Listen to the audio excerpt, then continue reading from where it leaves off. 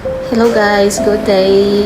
So today, naday mi karon diri sa 12 Apostles diri sa Australia. So nakaari na jud ko guys before kanang abi na ko kanang sa paint ra ni ang inani. So sa actual guys, very nice gid ay siya.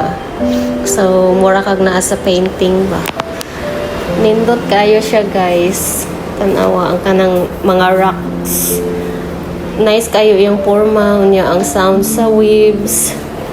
Nice kayo, nahimo ni siyang tourist spot diri. Ang mga tako kayong iyang area sa Pika side pod nasad ni siya inani. Relaxing kayo tanawa. Na siya sa pinakababaw.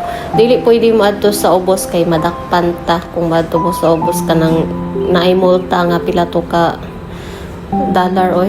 $600,000 man to ata. Na siya. Ang mura kag nasa painting. Abi na ko sa una painting ra ka makakita ginani.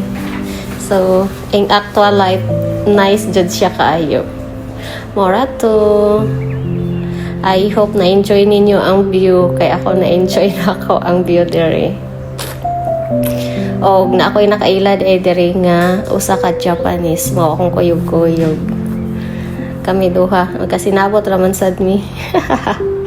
Ayhang single word na English bisa dili siya kabalo mo English kayo kanang mga one word ra gud yang English so kasinabot ra sad mi. Mora to share lang nako.